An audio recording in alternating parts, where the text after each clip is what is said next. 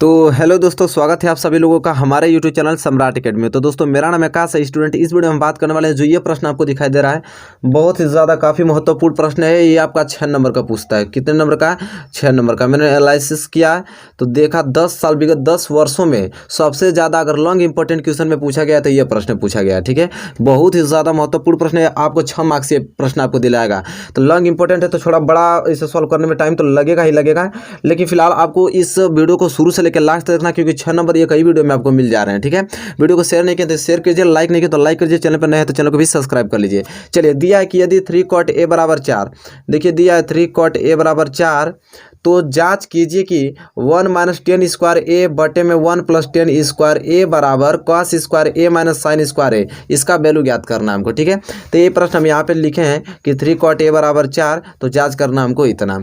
अब देखिए सिंपली इसे किस प्रकार हल करेंगे। मैं थोड़ा इसको ऊपर ले जाता हूँ, आप लोग क्वेश्चन बहुत अच्छे से नोट कर लिया होगा, उम्मीद करता हूँ कि, और इसे आप सोल्यूशन देखिए किस प्रकार सोल्यूशन करते हैं।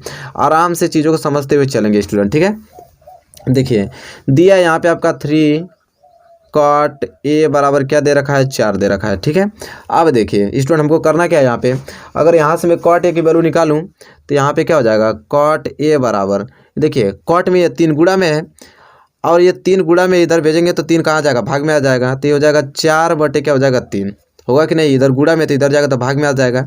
हमको ये मालूम चल गया कि cot a बराबर 4 बटे 3 हो गया। इतना तो आपको समझ में आ गया होगा। आपको ये भी मालूम होगा कि cot a बराबर क्या होता है। तो cot a बराबर जैसा कि जानते हैं आप लोग कि आधार बटे लंब होता है।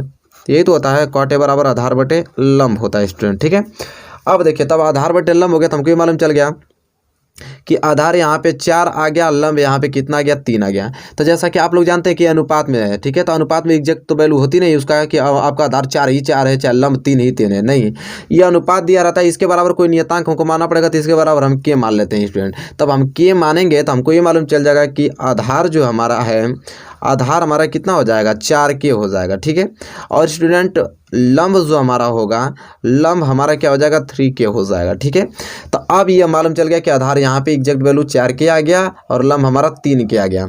अब देखिए यहाँ पे लंब और आधार हमको मालूम चल गया और इसका वैल्यू ज्ञात करना हमको। ठीक है, किसका वैल्यू ज्ञात करना? 1 - 10 स्क्वायर ए बटे में 1 + 10 स्क्वायर ए बराबर कास स्क्वायर ए माइनस साइन स्क्वायर ए। अच्छा, आप एक बात बताइए हमको, जब तक आपको 10 ए की वैल्यू मालूम नहीं रहेगा, कॉस ए की वैल्यू मालूम नहीं रहेगा, साइन ए की वैल्यू मालूम नहीं रहेगा, तो आप इसको किस प्रकार हल करेंगे? वैल्यू मालूम रहेगा तो यहाँ पे जहाँ जहाँ दिया उसका मान रख देंगे तो हल हो जाएगा।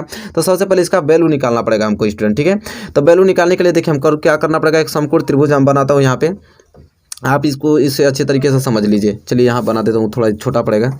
यहाँ पे देखिए, यहाँ पे मैं एक समकोण त्रिभुज अच्छे से बना देता हूँ, आप इसको समझने की कोशिश कीजिए। अच्छा, इस समकोण त्रिभुज में इसे क्या बोलते हैं? जो नीचे पैर होता है इसको आधार बोला जाता है, जैसा तो आप लोग जानते हैं। ठीक है, और इसे क्या बोला जाता है? कड़ बोला जाता है। ठीक है, और अरे सॉरी, लंब।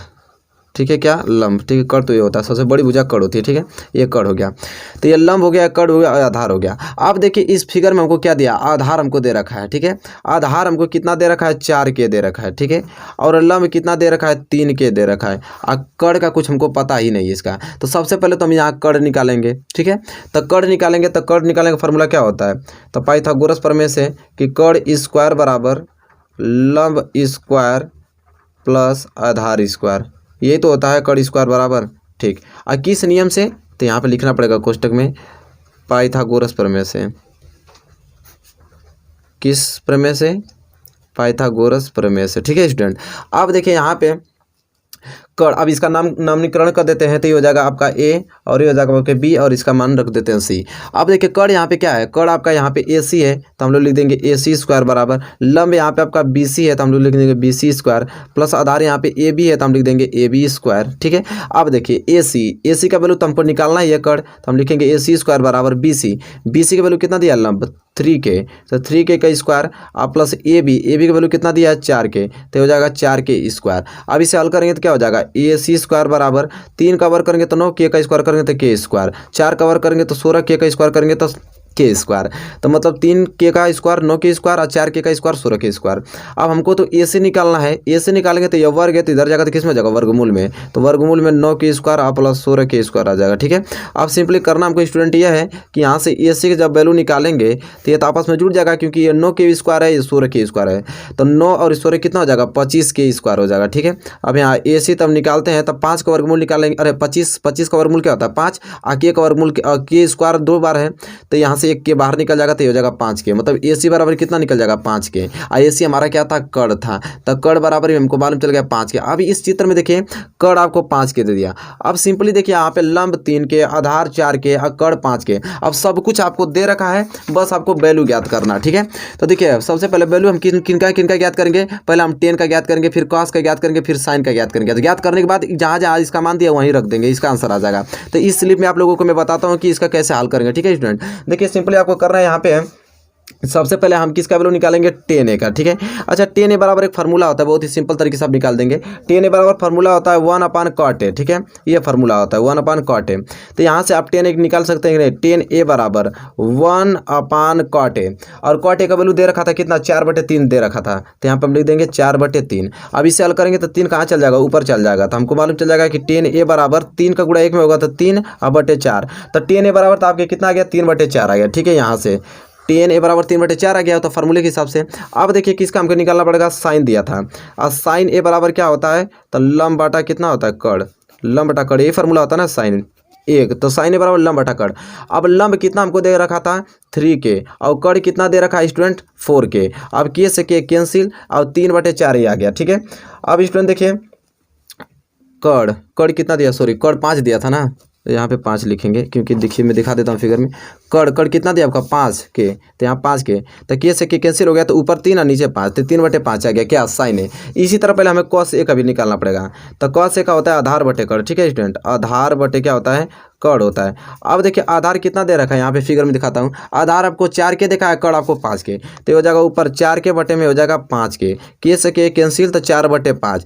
अब देखिए सिंपली आपको tan a का 3/4, साइन a का 3/5, cos a का 4/5। अब सभी वैल्यू आपके सामने है।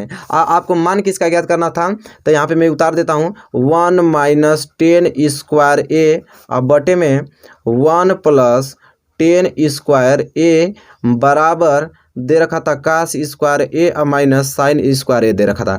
अब इसका वैल्यू ज्ञात करना। अब तीनों वैल्यू हमारे पास सामने, तो अब सिंपली करना हमको एक चीज़ है कि सिर्फ इसका मान रखना है स्टूडेंट। अब मान कितना रखना है इसका, देखिए किस प्रकार इसका हल करेंगे हम लोग। ठीक है, तो देखिए इसको करना पड़ेगा हमें, पहले देखिए LHS या RHS, पहले हम LHS को हल करेंगे, फिर इसके बाद RHS को हल करेंगे, फिर इसके बाद तुलना करेंगे कि आखिर में यह बराबर है कि नहीं। ठीक है, तो चलिए देखते हैं, क्योंकि प्रश्न में आगे ही प्रश्न में बोल रखा था, यहाँ प्रश्न में दिखा देता हूँ कि जांच कीजिए इतना है या नहीं। मतलब कि 1 - tan स्क्वायर a बटे में 1 + tan स्क्वायर a बराबर cos square a minus sine square a। मतलब LHS और RHS दोनों बराबर है कि नहीं, ये हमको ज्ञात करना है। तो पहले हम बायां पक्ष ज्ञात करेंगे। ठीक है, बायां पक्ष, तो बायां पक्ष लेने पर, तो बायां पक्ष हमारा क्या दे रखा है 1 - tan स्क्वायर a बटे में दे रखा है 1 + tan स्क्वायर a, ये दे रखा। अब इसका वैल्यू हम ज्ञात करेंगे। तब देखिए 1 दिया तो 1 को 1 लिख दीजिए, माइनस tan a का वैल्यू अभी हम ज्ञात किए हैं, tan a का वैल्यू कितना दिया 3/4। तो हम यहाँ क्या लिखेंगे 3/4 का क्या कर देंगे, होल स्क्वायर कर देंगे, और बटे में दिया 1 अब प्लस देखा तो प्लस लगा देंगे, फिर tan a आ गया तो फिर हम 3/4 का स्क्वायर कर देंगे बस। अब करना इसको हल करेंगे तो 1 - 3 का स्क्वायर करेंगे तो 9 और 4 का स्क्वायर करेंगे तो 16। इसी तरह इसका 1 + 3 का स्क्वायर करेंगे तो 9 और 4 का स्क्वायर करेंगे तो 16। अब सिंपली हल करेंगे तो देखिए 16 कम 16, अब 16 में से 9 जाएगा तो कितना बचेगा 7, तो ये 7/16 ऊपर आ जाएगा, और नीचे देखिए 16 कम 16 और 16 9 कितना हो जाएगा 25, 25 बटे कितना हो जाएगा 16।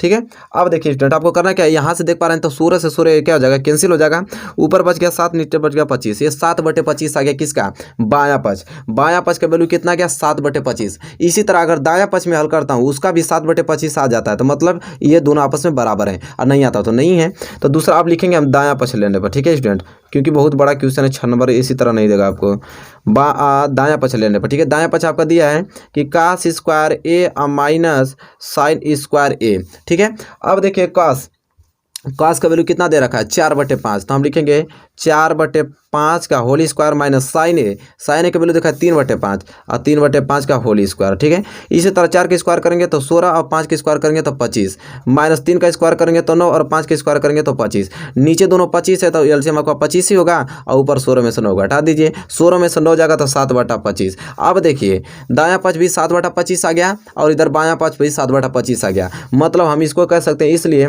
यहाँ पे जो बायां पक्ष है वह बिल्कुल दायां पक्ष के क्या है, दायां पक्ष के बराबर है। बायां पक्ष दायां पक्ष के बराबर है स्टूडेंट। ठीक है, ये हमसे पूछा था ना कि दोनों बराबर है या नहीं, तो बिल्कुल है। ठीक है, तो इस प्रकार स्टूडेंट आपको इस क्वेश्चन को सोल्यूशन करना था, बहुत ही ज़्यादा मोस्ट इंपॉर्टेंट है।